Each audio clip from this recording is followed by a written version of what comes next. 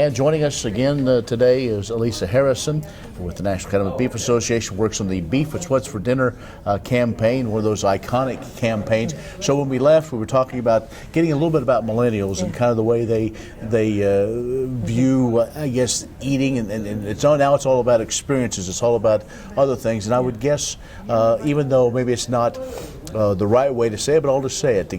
The idea is to keep beef at the center of the plate. I know it's not politically correct maybe anymore, but making sure that as they have those experiences, beef is there more than maybe the others. Sure. Our goal at under the Beef It's What's for Dinner brand is to make sure that beef remains the top protein choice for consumers, including that millennial. And consumers and millennials alike love beef, and they do include it as their one of their top choices for protein.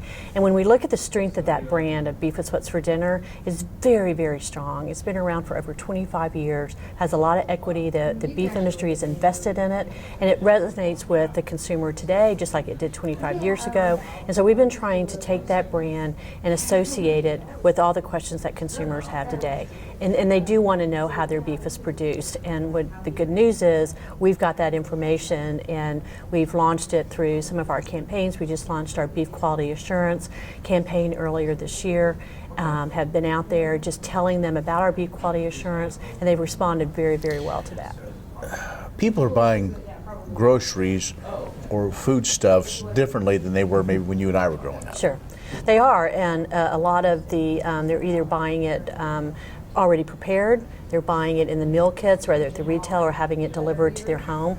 But when you look at, on the food service side, the increase, I think I just saw, the increase in home delivery from the food service through DoorDash or Grubhub, some of these delivery services has grown 34% just over the last year. Wow. That's phenomenal. We haven't seen any growth like that in that. So it's the convenience, it's on demand, it's I want it when I want it, how I want it. And so the beef industry has to make sure that we are providing the products in the way that they want to do it. And the number one challenge, I think, that we still have today with millennials and current consumers is how to cook beef and what the different cuts are, because we're so complex. There's so many different cuts in the meat case today. So what we've launched, especially for the millennials, they're very into their smartphones, they're using digital assistants. So earlier this year we launched Chuck Knows Beef, which is a digital assistant on Google Home and Alexa, so they can either text a question, they can either use a voice, or they can ask their Alexa or their home smart speaker and ask them, Chuck, how do I cook ground beef, or what's a recipe for tri-tip, to help them with the information that they have an information void on. And Chuck can also tell them how it's produced. They can tell them what the nutritional value is. They can talk about the sustainability story. So we're trying to make it an interactive engagement with consumers today. Okay.